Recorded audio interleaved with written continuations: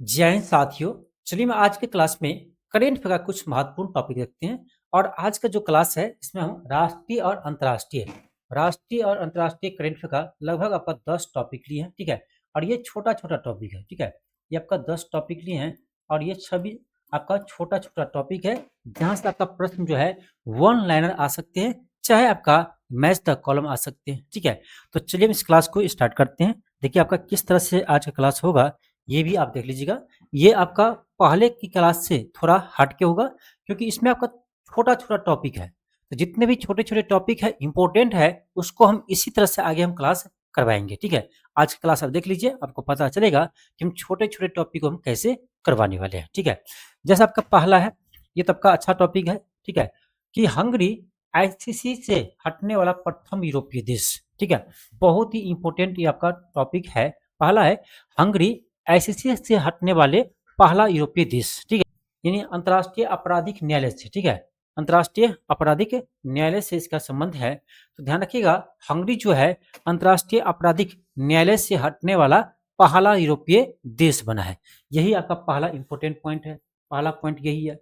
चर्चा में क्यों रहा था, ध्यान दीजिएगा कि हंगरी के प्रधानमंत्री विक्टर ओरबान द्वारा 3 अप्रैल 2025 को अंतर्राष्ट्रीय न्यायालय यानी आईसीसी से हटने की घोषणा की है।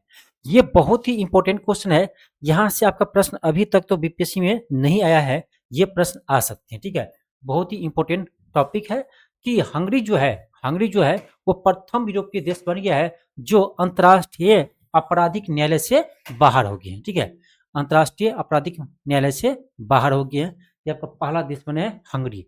क्यों हुए बाहर, इसका कारण है कि इजरायली प्रधानमंत्री के, ठीक है, इजरायली प्रधानमंत्री के बेंजामिन तेंदुआ के खिलाफ गिरफ्तारी वारंट जारी करना। यानी इसका कारण यह है कि जो अंतर्राष्ट्रीय आपराधिक न्यायालय है उन्होंने क्या किया, तो इजरायली प्रधानमंत्री बेंजामिन तेंदुआ के खिलाफ वारंट जारी कर दिया। ठीक है, इसी के विरोध में आकर के हंगरी जो है वो क्या किए, अंतर्राष्ट्रीय न्यायालय से यानी हट ही गए, उससे बाहर ही निकल गए। ठीक है, तो मेन कारण आपका ये है।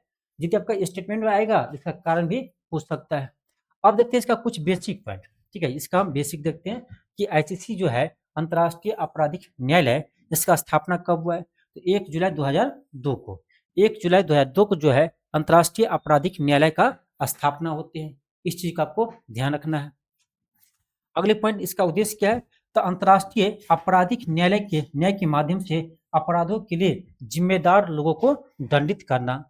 अगला आपका आधिकारिक भाषा, इसका आधिकारिक भाषा कितने हैं, तो 6 भाषा है। कौन कौन है, अंग्रेजी, फ्रेंच, अरबी, चीनी, रूसी, स्पेनिश। ठीक है, ये आपका था इंपॉर्टेंट पॉइंट। ठीक है, यहाँ से प्रश्न आपका आ सकते हैं। तो इसी तरह से आपका छोटा छोटा टॉपिक हम आज के क्लास में करवाने वाले हैं। आपका अगला टॉपिक है भारत का 100वां उपग्रह, और यहीं से आपका क्वेश्चन आया हुआ था। ठीक है, बीपीएससी एग्जाम में यहीं से क्वेश्चन आपको पूछा गया था 71वीं बीपीएससी में। ठीक है, 71वीं बीपीएससी में आपका यहीं से क्वेश्चन आया हुआ था। ठीक है, यहीं से क्वेश्चन आया हुआ था। तो हम आपको वहां से उस समय हम आपको ऑब्जेक्टिव क्वेश्चन करवाते थे। तो ऑब्जेक्टिव क्वेश्चन हम करवाए थे कि जो आपका NBS-2 जो है, NBS-2 ये आपका इसरो का 100वां मिशन है, इतना ही करवाए थे। और इससे प्रक्षेपित किया था आपका GSLV F-15 से। तो 2 क्वेश्चन अलग अलग करवाए थे, इस दोनों को कंबाइंड करके बीपीएससी ने पूछ दिया था स्टेटमेंट बेस्ड। ठीक है, तो है तो छोटा सी टॉपिक, लेकिन यहाँ से प्रश्न आपका बना था इस बार स्टेटमेंट बेस्ड। ठीक है, अब बताओ हम 2 क्वेश्चन में अलग अलग करवाए थे, तो क्या ये मेरे क्लास से नहीं आया, उसको नहीं कर सकते मेरे क्लास आया है। ठीक है, तो इसीलिए हम क्या किए, इस बार थोड़ा डिटेल्स में क्लास हम स्टार्ट किए हैं और स्टेटमेंट बेस्ड क्वेश्चन आपसे बनवाते हैं। इससे फायदा ये होगा कि कितना भी स्टेटमेंट दे दे क्वेश्चन आपसे बन जाएगा। ठीक है, तो यही फायदा है आपका इस बैच को ज्वाइन करने से। ठीक है, तो चलिए देखते हैं इसको। भारत का 100वां उपग्रह, ठीक है, भारत का 100वां उपग्रह। तो भारत का 100वां उपग्रह आपका है ये एनवीएस-2 और इससे प्रक्षेपित किया था आपका GSLV F-15 से। कब किया गया था, तो 29 जनवरी 2025 को 29 जनवरी 2025 को प्रक्षेपित किया गया था। इससे आप ध्यान रखना किस रॉकेट से प्रक्षेपित किए थे, तो GSLV F-15 से रॉकेट से प्रक्षेपित किया गया था। और आपके एग्जाम में ये भी पॉइंट दिया हुआ था और ये भी दिया था कि ये इसरो का 100वां मिशन है और इसे GSLV F-15 से प्रक्षेपित किया गया था। कौन सा उपग्रह है? एनवीएस 2। एनवीएस 2 एक नेविगेशन उपग्रह है, ध्यान रखना, इस पॉइंट को ध्यान रखना, यह एक नेविगेशन उपग्रह है, ठीक है, सैटेलाइट है। प्रक्षेपण स्थल तो सतीश धवन अंतरिक्ष केंद्र श्रीहरिकोटा से प्रक्षेपित किया गया था। उद्देश्य क्या है? तो भारत के क्षेत्रीय नेविगेशन प्रणाली यानी नाविक को मजबूती प्रदान करना, ठीक है, ये आपका इंपॉर्टेंट पॉइंट है। अब बताओ, इसमें 3 इंपॉर्टेंट पॉइंट है जिसको आपको याद रखना है, और यहीं से क्वेश्चन आपके एग्जाम में आए हुए थे, ठीक है, कि ये तो आपका पहले इसरो का 100वां मिशन है, कौन सा? एनवीएस 2, और इससे किससे प्रक्षेपित किया गया? जीएसएलवी F-15 से प्रक्षेपित किया गया। दूसरी बात, यह एक कैसा उपग्रह है? एक नेविगेशन उपग्रह है, ठीक है, और इसे प्रक्षेपित कब किया गया? तो 29 जनवरी 2025 को। इसी पॉइंट को आपको याद रखना है, यहीं से प्रश्न आपके एग्जाम में आए हुए थे, ठीक है। चलिए आगे देखते हैं, आपका अगला क्वेश्चन है, तो आपका अगला पॉइंट है, ये तीसरा पॉइंट है कि नाट्य शास्त्र और भगवत गीता यूनेस्को की memory of the world register में शामिल, और यहाँ से प्रश्न आपके एग्जाम में आया हुआ है, यहाँ से प्रश्न आपके एग्जाम में आया हुआ है, ठीक है, ये भी इंपॉर्टेंट टॉपिक है, यहाँ से क्वेश्चन आपके एग्जाम में आए हुए हैं, ठीक है। देखो, नाट्य शास्त्र, ध्यान रखना, नाट्य शास्त्र और भगवत गीता जो है यूनेस्को की memory of the world register में शामिल किया गया है, ठीक है। चर्चा में क्यों रहा था? अप्रैल 2025 में यूनेस्को के द्वारा भगवत गीता और भरत मुनि के नाट्य शास्त्र को अपने memory of the world register में शामिल किया गया, और यही क्वेश्चन आपके एग्जाम में पूछा गया है, ये क्वेश्चन आपके एग्जाम में आया हुआ है, ठीक है। अगला है महत्व, भारत की प्राचीनतम ज्ञान और संस्कृति को वैश्विक स्तर पर मान्यता प्राप्त होना। वर्तमान स्थिति क्या है? अब इस रजिस्टर में कुल शामिल धरोहर की संख्या 14 हो गई है, ठीक है, कितनी हो गई है? 14 हो गई है।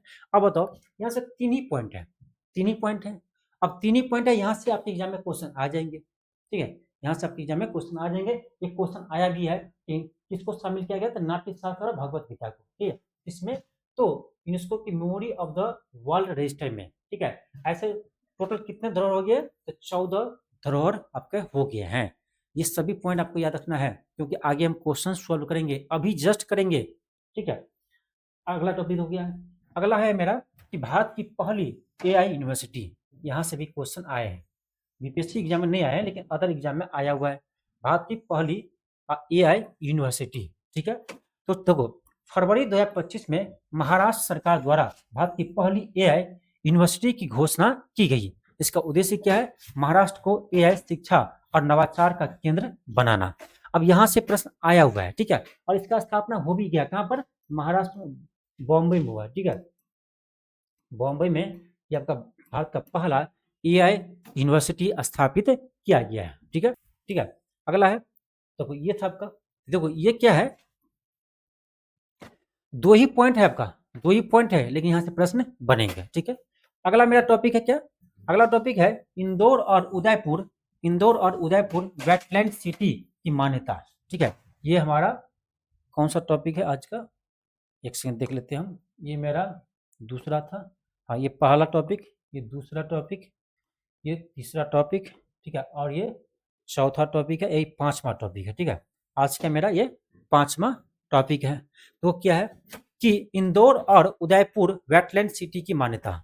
चर्चा में, जनवरी 2025 में इंदौर और उदयपुर को वेटलैंड सिटी के रूप में अंतर्राष्ट्रीय मान्यता प्राप्त हुआ है, इंपॉर्टेंट है, ठीक है।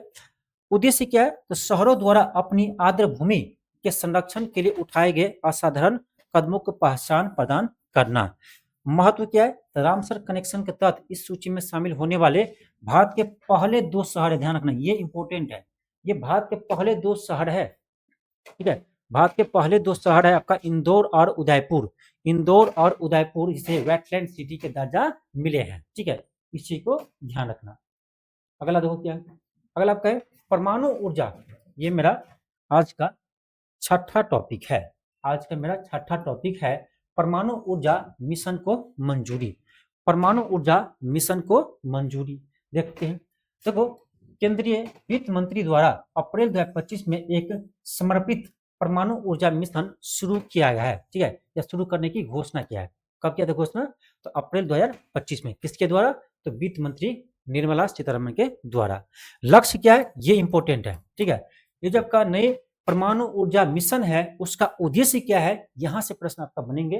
तो उद्देश्य आपका है 2047 तक 100 गीगावाट परमाणु ऊर्जा क्षमता का निर्माण करना। ये इंपॉर्टेंट है, ठीक है, ये इंपॉर्टेंट है कि 2047 तक 100 गीगावाट परमाणु ऊर्जा क्षमता का निर्माण करना है। उद्देश्य क्या है, तो उद्देश्य है घरेलू परमाणु क्षमताओं को बढ़ावा देना और निजी क्षेत्र की भागीदारी को बढ़ावा देना। ठीक है, घरेलू परमाणु ऊर्जा क्षमताओं को बढ़ाना और निजी क्षेत्र को भी इसमें भागीदारी बढ़ाना।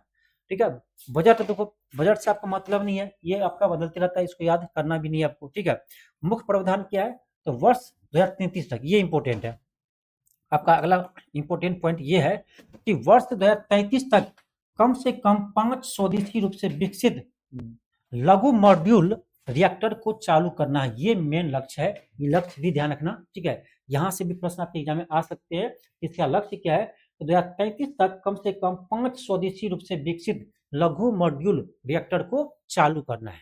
ठीक है, ये आपका इंपॉर्टेंट पॉइंट है। अब देखो यहाँ से कुछ भी प्रश्न आपके आते हैं एग्जाम में तो प्रश्न आपके बन जाएंगे। ठीक है, सारे आपका हाईलाइटेड टॉपिक हम आपको करवा रहे हैं, जहां से प्रश्न आना ही आना है। ठीक है, जहां से प्रश्न आपके आ सकते हैं, हम फालतू टॉपिक लेते ही नहीं है। आप मेरा क्लास अभी तक आप देखे होंगे, जितना भी हम करवाए हैं, अभी तक आपको ऐसा कोई भी टॉपिक नहीं मिला होगा जो आपको बोरिंग लगे। ऐसा टॉपिक नहीं मिला होगा कि आपको लगे कि क्या पढ़ा रहे हैं, यहाँ से क्वेश्चन आएगा कि नहीं आएगा। ठीक है, ऐसा नहीं मिलेगा। जितने भी हाईलाइटेड टॉपिक है वही हम आपको करवाते हैं। ठीक है, क्योंकि मेरे पास उतना समय नहीं है कि फालतू का आपको हम क्लास करवाएं।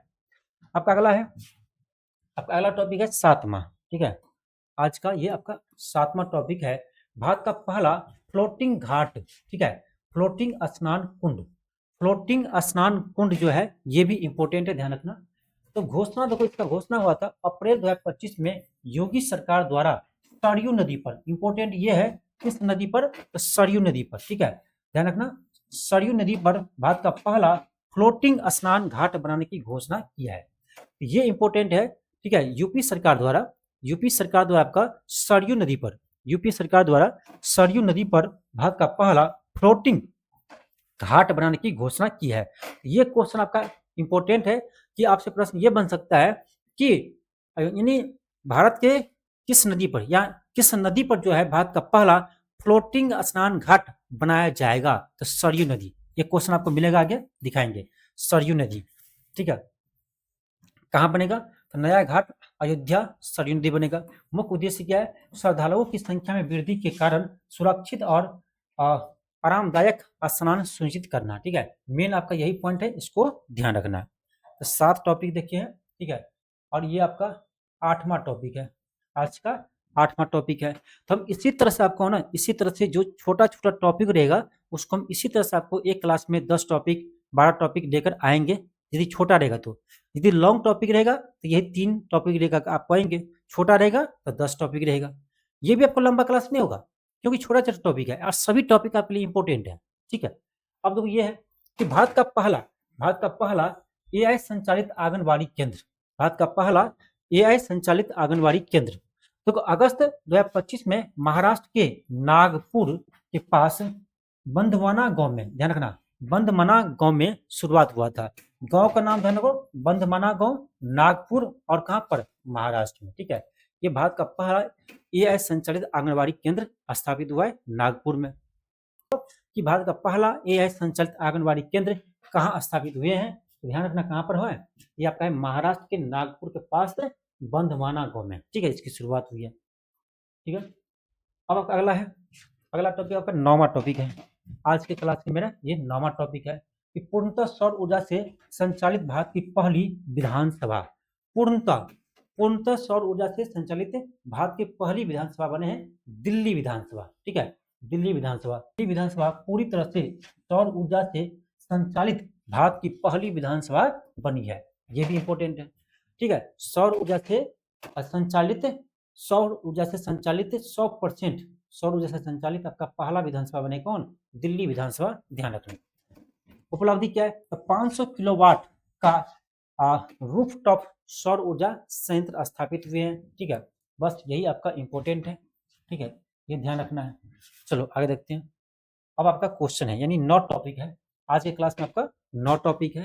अब चलो इस 9 टॉपिक से जितने भी प्रश्न आपके बनते हैं, अब प्रश्न हल करना आपका काम है, ठीक है। मेरा काम हो गया, आपका काम है प्रश्न को हल करना। अब बताइए पहला क्वेश्चन का आंसर क्या होगा। क्वेश्चन क्या है, अंतर्राष्ट्रीय आपराधिक न्यायालय यानी आईसीसी, अंतर्राष्ट्रीय आपराधिक न्यायालय यानी आईसीसी और हंगरी के संदर्भ में निम्नलिखित कथनों पर विचार करें। देखो निम्नलिखित कथनों पर विचार कीजिए। पहला है, हंगरी ने आईसीसी से हटने की घोषणा तब की जब इजरायली पीएम बेंजामिन तिंदुआ ने उस देश की दौरा किया। बिल्कुल उस समय हंगरी की यात्रा पर थे, ठीक है। उसके बाद हंगरी द्वारा ये निर्णय लिया गया। अगला है, तेंदुआ के खिलाफ गिरफ्तारी वारंट जारी करना इस फैसले का मुख्य कारण बताया गया है। बिल्कुल कि जो इजराइल के प्रधानमंत्री थे तेंदुआ, उसके खिलाफ, ठीक है, इसके खिलाफ आईसीसी के द्वारा वारंट जारी किया था, उसी के विरोध में जो है हंगरी इसकी सदस्यता छोड़ देते हैं, ठीक है। अगला है, हंगरी आईसीसी से हटने वाला पहला यूरोपीय संघ के देश बने। बिल्कुल सही है।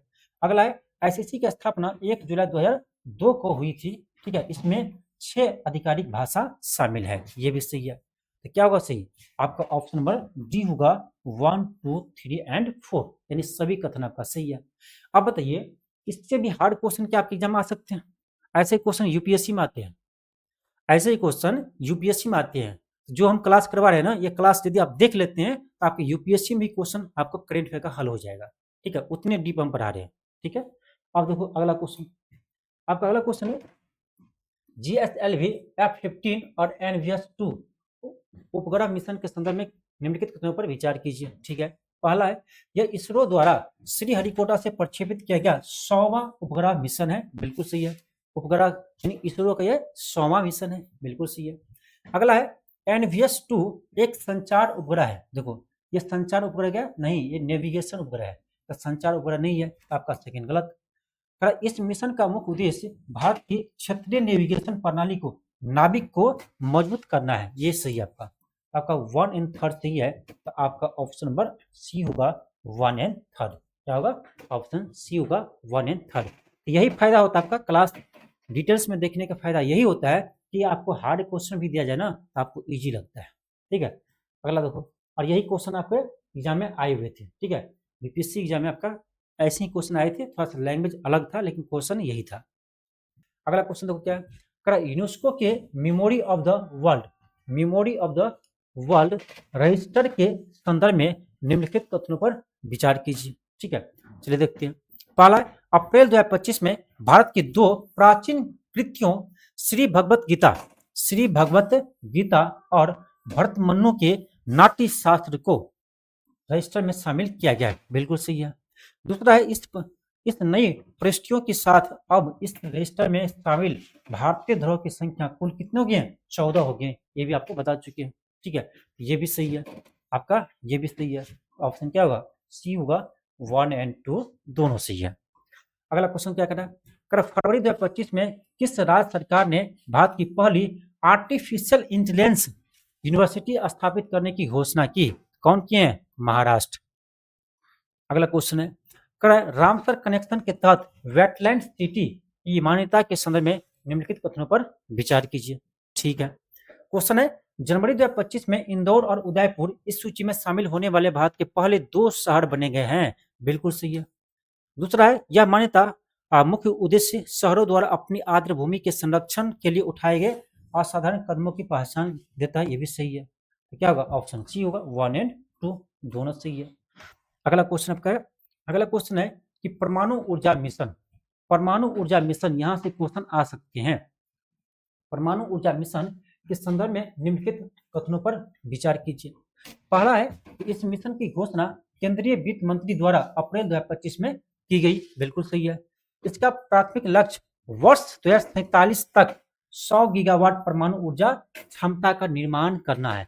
ये लक्ष्य आप जरूर याद रखिएगा, हो सकता है आपका ये क्वेश्चन 1 लाइनर में भी आपका आ सकता है, ठीक है। तो आपका ये भी सही है। इस मिशन एक मुख्य उद्देश्य निजी क्षेत्र की भागीदारी को बढ़ावा देना है। ये भी सही है, इसका ये भी उद्देश्य है। आपका होगा ऑप्शन नंबर डी होगा 1, 2 एंड 3। अगला क्वेश्चन है, हाल ही में योगी सरकार ने किस नदी पर भारत का पहला फ्लोटिंग स्नान कुंड स्थापित करने की घोषणा की है? क्या अभी आपको बता चुके हैं, सरयू नदी पर। कहाँ पर? सरयू नदी पर। ऑप्शन सी होगा।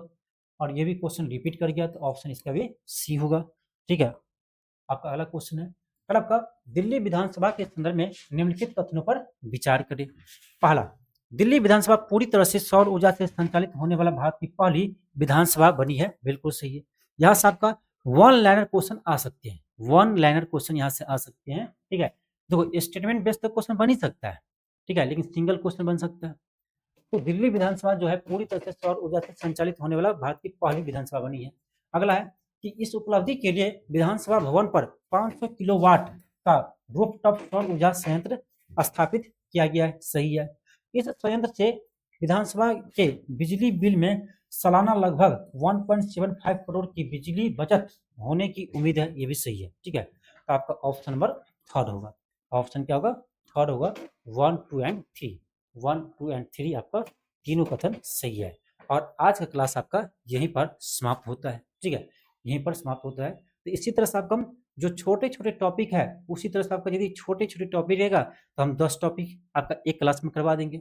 यदि आपका लॉन्ग टॉपिक रहेगा इसी तरह से आपका 3 या 4 टॉपिक आपको एक दिन में करवा देंगे, जिससे आपके ऊपर जो है ना वजन ना पड़े। ठीक है, प्रेशर ना रहे कि हमको इतना पढ़ना है।